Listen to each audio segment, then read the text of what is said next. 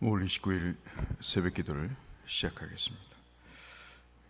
사도신경으로 신앙 고백합니다. 나는 전능하신 아버지 하나님 천지의 창조주를 믿습니다. 나는 그의 유일하신 아들 우리 주 예수 그리스도를 믿습니다. 그는 성령으로 잉태되어 동정녀 마리아에게서 나시고 본디오 빌라도에게 고난을 받아 십자가에 못 박혀 죽으시고 장사된 지 사흘 만에 죽은 자 가운데서 다시 살아나셨으며 하늘에 오르시어 전능하신 아버지 하나님 우편에 앉아 계시다가 거기로부터 살아있는 자와 죽은 자를 심판하러 오십니다. 나는 성령을 믿으며 거룩한 공교회와 성도의 교제와 죄를 용서받는 것과 몸의 부활과 영생을 믿습니다. 아멘. 찬송가 369장 찬송하겠습니다.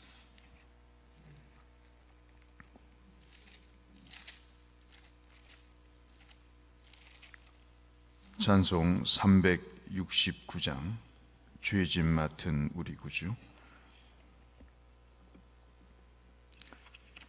369장입니다. 죄짐 맡은 우리 구주 어찌 좋은 친군지 걱정 근심 무거운 짐 우리 주께 맡기세. 세우께 고함 없는 고로 복을 받지 못하네. 사람들이 어찌하여 아랠 줄을 모를까. 시험 걱정 모든 괴로움 없는 사람 누군가. 부질없이 낙심 말고 기도 드려 아뢰세. 이런 진실하신 친구 찾아볼 수 있을까. 우리 약함 아시오니 어찌 아니하렐까. 근심 걱정 무거운 짐 아니 진자 누군가. 피난처는 우리 예수 주께 기도드리세. 세상 친구 멸시하고 너를 조롱하여도 예수 품에 안기어서 참된 위로 받겠네. 아멘.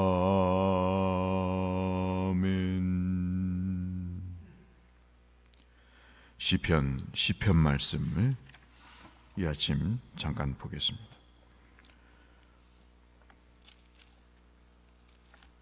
시편 12절에서 마지막 18절 말씀까지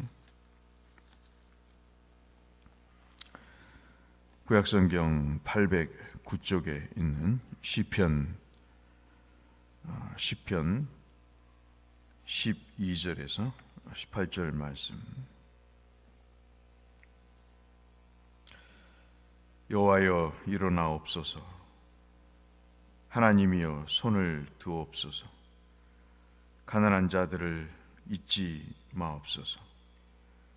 어찌하여 악인이 하나님을 멸시하며 그의 마음에 이르기를 주는 감찰하지 아니하시리라 하나이까. 주께서는 보셨나이다. 주는 재앙과 원한을 감찰하시고 주의 손으로 갚으려 하시오니 의로운 자가 주를 의지하나이다. 주는 벌써부터 고아를 도우시는 이신이이다. 악인의 팔을 꺾으소서. 악한 자의 악을 더 이상 찾아낼 수 없을 때까지 찾으소서. 16절부터 같이 읽겠습니다. 여호와께서는 영원 무궁하시도록 왕이시니 이방 나라들이 주의 땅에서 멸망하였나이다. 여호와여, 주는 겸손한 자의 소원을 들으셨사오니 그들의 마음을 귀를 기울여 들으소서. 고아와 압제 당하는 자를 위하여 심판하사 세상에 속한 자가 다시는 위협하지 못하게 하시리이다. 아멘.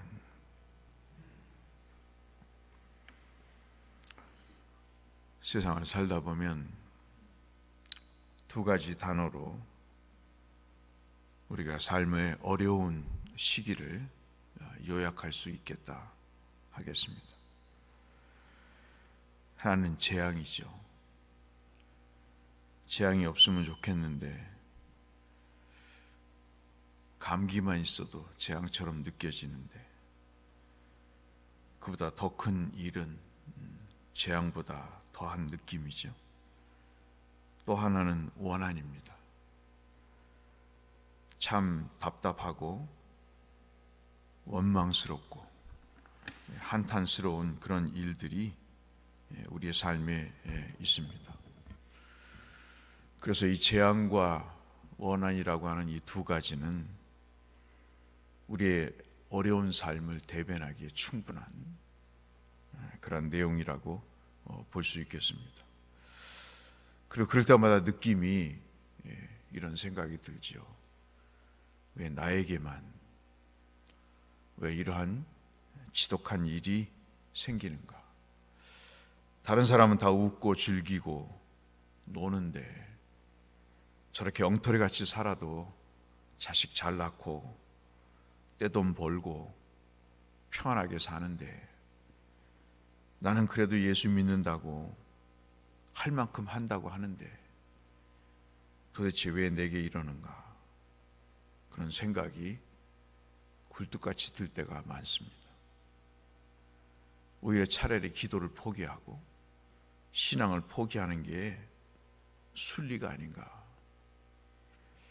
이런 하나님을 내가 믿어봤자 내게 돌아오는 것은 재앙이고 원망뿐인데 내가 왜 이런 삶을 지속해야 될까?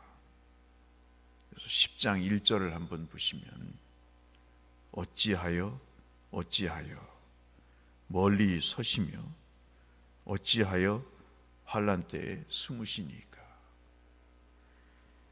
내가 그렇게 하나님 앞에 충성을 하고 개떡같이 사는 사람들보다도 나름 신앙생활을 하는데 어찌하여 왜 환난 때마다 내가 주인공이 되고 그때마다 주님은 나에게 숨은 사람처럼 전혀 나타나지를 않으시니까. 이게 다윗의 한숨이었습니다. 그래서 시편은 9편과 함께 읽으셔야 연결된 말씀이라서 우리가 더 의미를 파악할 수 있겠습니다. 우리가 12절까지 읽었지만 1절부터 11절까지는 참 세상은 아이러니하게도 이 못된 사람들이 판을 치고 목소리가 높고 그들이 주인인 양 행세하는 참 기가 찬 세상을 살고 있습니다. 사람에게 악담을 하고 가난한 자를 학대하고 그리고 모함하고 그리고 인간적인 생각으로 가득한 사람이 득세하는, 조직을 이끄는 것처럼 여겨지고 자기가 그 일의 수장인 것처럼 떠드는 그러한 이해할 수 없는, 받아들일 수 없는 일들이 벌어집니다. 어떻게 장인이 자기에게 목에 칼을 들이대고 자식이 자기의 죽음의 앞길을 인도하는 저승사자와 같은 그런 삶을 사는가? 그런 것들이 자기에게는 환난으로 느껴지고, 그리고 마음 한구석에 하나님이 계시지 않은 무지한 자가 죽을 것 같은데도 하나님은 그 가련한 자를 돌보지 않으시는, 그것이 더 미운 거죠. 그것이 더 한탄스러운 것입니다. 그래서 12절 말씀에 다시 보시면 제발 일어나 달라고, 여호와여 일어나소서, 그만 자고 일어나소서, 일어나셔서 하나님이 손을 드옵소서. 제발 그 권능의 손으로 이 가난한 자를 잊지 마옵소서. 참 신앙생활은 그런 것 같아요. 몇 년을 믿느냐가 중요한 게 아니고 하나님 향한 진실한 마음인 것 같아요. 몇 년을 믿었어도 그런 사람이 있는 반면에 다윗은 참 악조건 속에서도 그 하나님에 대한 절박한 마음을 버리지가 않았습니다. 그래서 우리는 힘들고 어려울 때 우리의 등을 하나님 앞에 보이면 안 돼요. 힘들고 어려울수록 하나님께 우리의 얼굴을 보여드려야 됩니다. 내가 울고 있어요. 내가 지금 힘듭니다. 내가 지금 당신뿐만 아니라 세상에 돌아가는 것을 이해할 수가 없습니다. 그러니 일어나세요. 나를 향해서 손을 드세요. 그리고 내가 주를 지금까지 잊지 않고 살아온 그것처럼 하나님 나를 잊지 마시옵소서. 솔직한 거죠. 참 솔직한 거예요. 이게 신앙이죠. 제가 며칠 전에도 새벽기도 때 말씀드렸지만 자기들끼리 싸우고, 자기들끼리 부부간에 싸우고, 교인 간에 싸우고, 이웃 간에 싸워서, 그리고 돈 좀 안 벌리고 자기 실수로 인해서 어려움을 겪는데, 나 이제부터 교회 안 나와, 나 이제부터 신앙생활 안 해, 에이 모르겠다, 교회 가도 재미도 없고 신앙생활이 뭐 특별히 나아지는 것도 없고 나 교회 안 나와, 이런 것이 참 이해가 안 되는 거죠. 어느 한편으로는 이해는 되지만 참 이해가 안 되는 겁니다. 사람 간의 문제가 어떻게 하나님과 연결이 돼서 하나님의 관계를 그렇게 끊을 수가 있는 건지. 그러나 다윗은 11절까지의 그렇게 악인이 득세하고 받아들일 수 없는 그런 세상 속에서도 그는 끝까지 하나님을 향해 자기의 해야 될 말을, 그리고 그 관계 속에서 놓지 말아야 될 내용들을 호소합니다. 13절에 그 구체적으로 그 얘기를 하죠. 어찌하여 악인이 하나님을 향하여 멸시하며 그의 마음에 이르기를 주는 돌아보지 아니하신다. 하나님이 어디냐? 저도 대곳에 와서 그 사람 봤어요. 사거리에서 손을 탁 짚더니 하나님이 어디냐? 당신 목사야? 하나님 있으면 나와보라 그래. 그러면 참 하나님을 명함처럼 보여주고 싶죠. 교회 목사라고 명함을 줬더니 하나님이 어디니에요? 담배를 물면서 하나님이 어디니에요? 참 그런 사람들을 볼 때마다 주가 어디냐고, 있으면 나와보라고, 그런 사람에게 꺼내 보이고 싶죠. 근데 14절에 어느 계기인지 모르지만 저는 오늘 이 말씀이 우리의 묵상의 중요한 키가 되는 말씀이라고 생각이 됩니다. 14절 말씀 보실까요?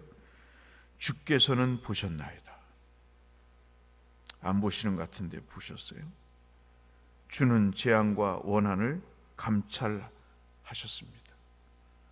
자세히 들여다 보셨습니다. 내가 당하는 고통, 내가 당하는 원한의 이 상황을 주께서 보셨습니다. 그리고 주의 손으로 갚으시리라 하시오니 의로운 자가 주를 의지하나이다. 보실 때가 있고 감찰하실 때가 있고 갚으실 때가 있음을 그가 알게 되고, 그러니 내가 다시 주를 원망하고 한탄스러운 이 상황을 정리하고 하나님을 의지하리이다. 주는 벌써부터 고아를 도우시는 이신이이다. 몰랐는데 내가 이렇게 어려움에 처한 상황을 주께서 벌써부터 알고 조처를 취하고 계셨군요. 네, 세치의 혀가 참 짧은 생각이 부끄럽기 그지없습니다. 그렇게 고백을 하고 있습니다.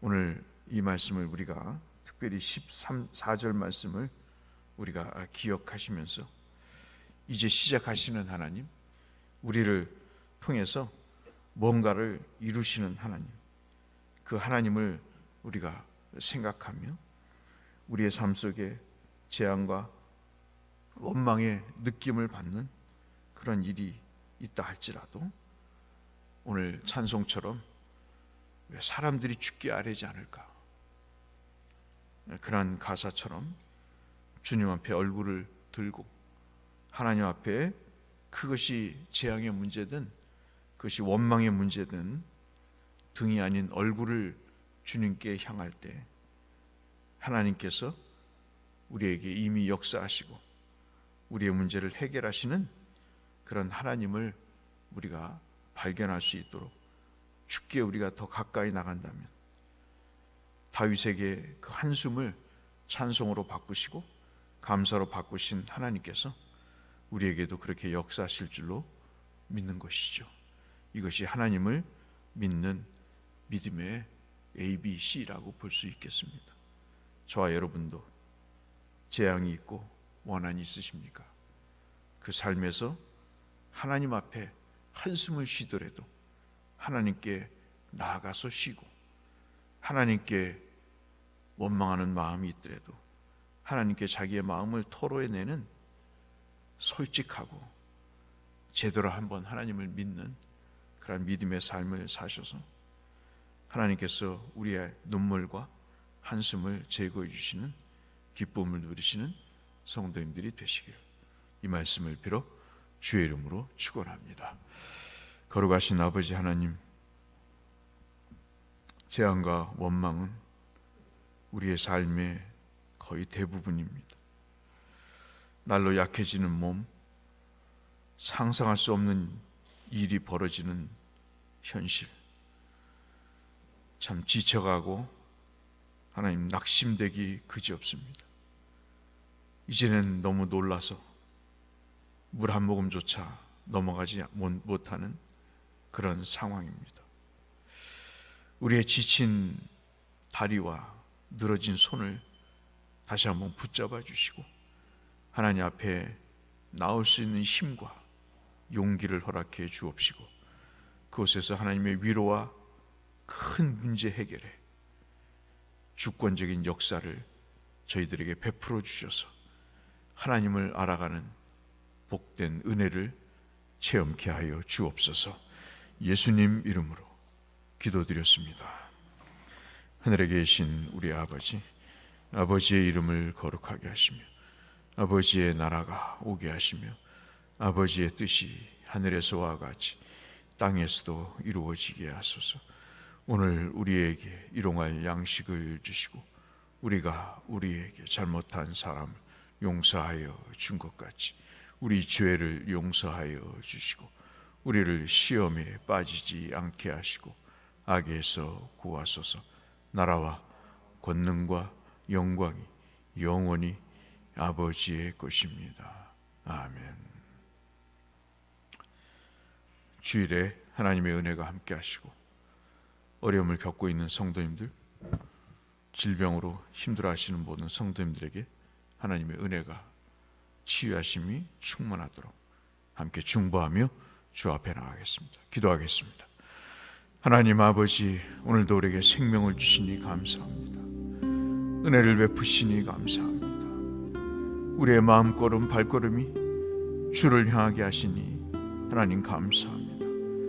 주께 오기를 사모하고 주님께 구하기를 간절하게 염원하는 마음 주시니 아버지 감사합니다. 저희들에게 재앙이 있고 저희들에게 원망이 있습니다. 어찌하여 하나님 앞에 한숨 지을 수밖에 없는 일들이 저희들에게 있습니다. 하나님 아시죠? 주님 앞에 나와 구할 수밖에 없는 저희들의 연약함을 아시지 않습니까? 저희들을 고와 같이 과부와 같이 버려두지 마시고 하나님 아버지, 우리의 마음에 가슴 치는 아픔을 이해하시고 주께서 감찰하시고 주께서 보셔서 그 사정 해결하여 주시옵소서.